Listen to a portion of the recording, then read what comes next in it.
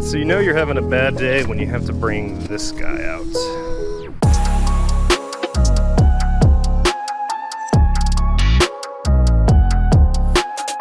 Alright, so I just finished getting the Z pulled over into the spot here. I'm trying to line it up so we can get the tow rope attached. The tow truck has finally arrived. Thankfully my mother was able to come down and help me out, so we're going to back the 4Runner up to it, and I got a tow rope now. So we're going to see if we can tow this thing back home.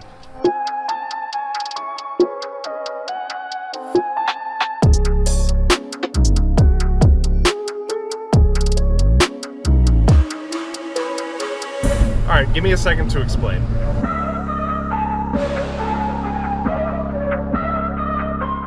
Alright, so it was Thursday night. I had just finished filming the 400Z response video that I uploaded last. If you haven't caught that video already, take a look at that. It explains everything you need to know about the next generation Z. Some super exciting content in there. But yeah, so I had just finished filming that video. I went to go and get some food afterwards, and when I got back to my car, I went to push the clutch in and start the car, and the car just kind of lurched forward, wasn't moving, which I thought was a bit bizarre.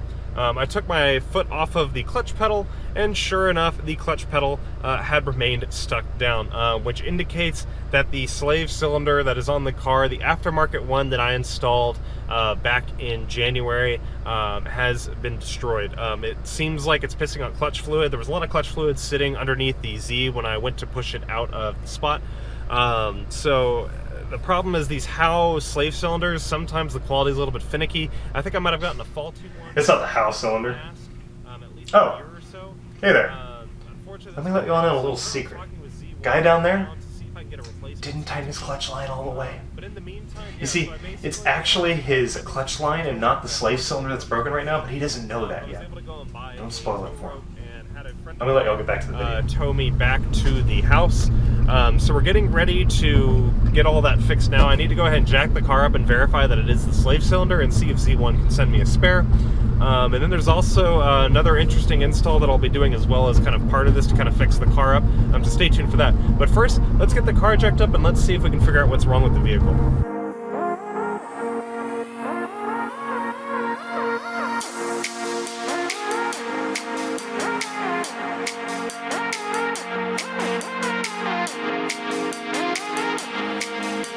Alright, so I've got the Z on jack stands now. I'm getting ready to start taking out the exhaust and everything so I can get to the slave cylinder. I'm not going to be giving a detailed DIY or anything today just because I already showed how to do that in one of my previous videos up here in the top right corner. I'm just going to be fast forwarding here so we can get to the slave cylinder and check out what's wrong with it.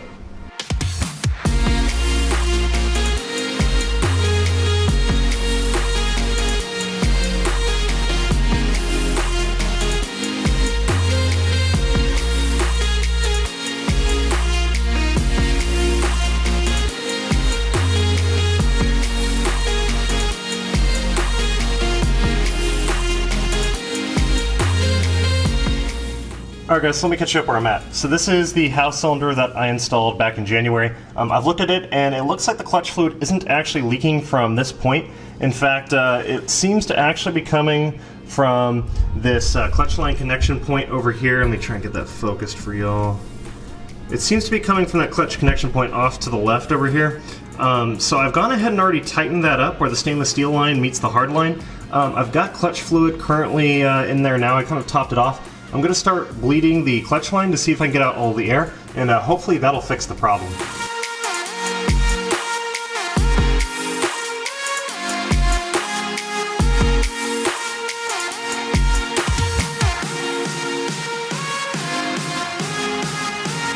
Alright, so the Z's clutch is now working, and I apologize if I'm looking all sweaty and dirty. It's kind of hot out and I've been working on this for a couple of hours. But the Z's clutch is working. It's no longer leaking any fluid. I just finished testing it, so that's all good to go. Right now I am currently sending off an email to Z1 because the Howe cylinder is really squeaky. This has gotten a little bit worse since I first put it in there. I'm trying to understand if that sound is normal, and that squeak is why I originally thought it was the cylinder itself. But it appears to have actually just been that clutch line connection, so that's all connected now. It's no longer leaking any clutch fluid, so that's all fixed. But that's not the only thing I'm trying to do to the Z today. I need to run to the mailbox real quick because something just came in the mail. Alright guys, check this out. Boom. Let's go. Alright guys, I want you to comment down below, what do you think I've got inside the box for the 370Z? If you follow me on Instagram, you would have already seen photos of this and you know what I'm talking about. If you're not already doing so, give me a follow. I keep you guys more up to date there on Instagram, so you guys kind of get to see everything as it happens. But yeah, so while the Z is up in the air and we're getting the clutch fixed, I figured I would do this as well. So I'll give you guys a few seconds to think about what's in here. In the meantime, let me give you guys a quick update on the Supercharger build. The next component is in. I have my Ecutech tuning cable as well as the license. This came in the mail a few days ago.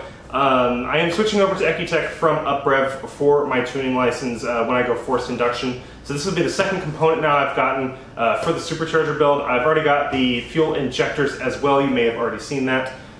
So pretty exciting stuff, guys. Just waiting on Aaron to get back to me with all the piping and the actual Supercharger itself. But for today's video, we're talking about this. So I have a brand new Quaife differential.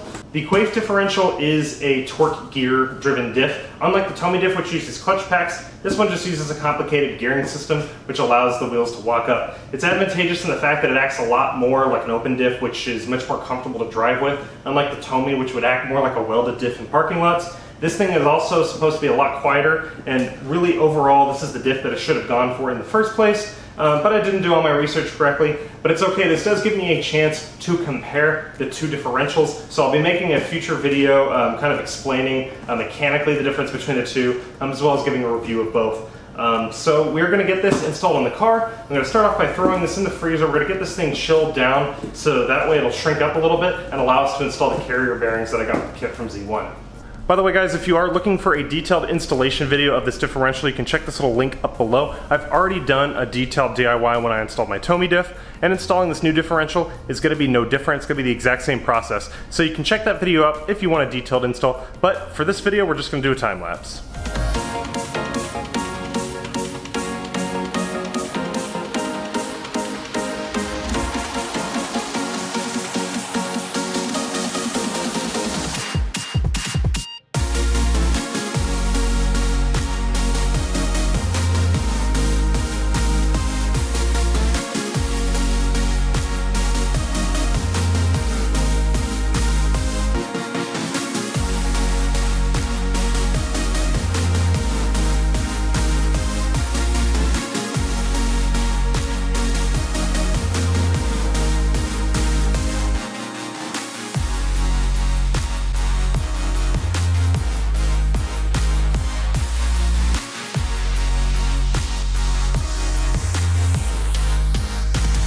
Alright, so I've skipped a few steps here. I've got the new differential actually sitting inside the housing now. I'm getting ready to go and try and make all the measurements properly. I've already put the new carrier bearings on and everything. The ring gear is already installed and that's been tightened down.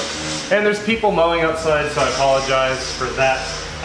But I actually get to use a proper force gauge this time instead of using a fish scale like I was using last time. But we're going to try and get everything dialed in with the diff here just to make sure that it's not going to explode on us when we put the diff in the car.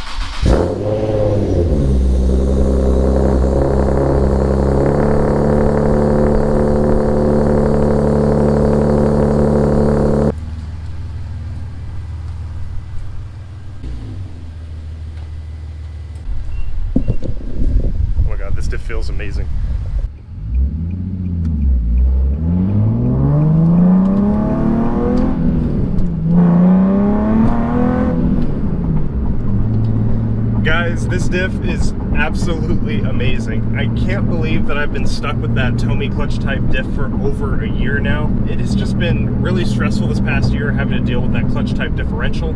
I figured I could handle it for the first few months, but it got really noisy, and the amount of wheel hop that I was getting because the wheels were just locking up too aggressively, it just made the car really difficult to drive. It wasn't fun in parking lots, and now it's just so nice having a proper gear-driven differential like this instead of the clutch type that I originally had.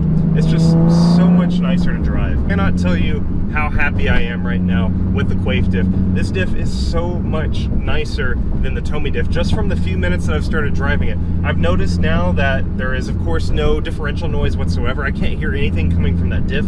I don't hear the clutch packs rattling around like I got with the Tomy diff. The wheels aren't locking as aggressively. I can actually turn in and out of tight turns now without the wheels locking up. It's just everything about this diff is better. I've taken it around a couple of longer turns and was able to play with the throttle a little bit, and you can still throttle steer it. You can still feel the differential locking up so that both of the wheels are being driven. This diff is pretty much everything that I originally wanted in an LSD. I should have done the research. I should have gotten this diff in the first place. It would have made my experience overall much nicer. I'm going to give a more in-depth review of this differential compared to the Tomy diff and the open differential in my next video.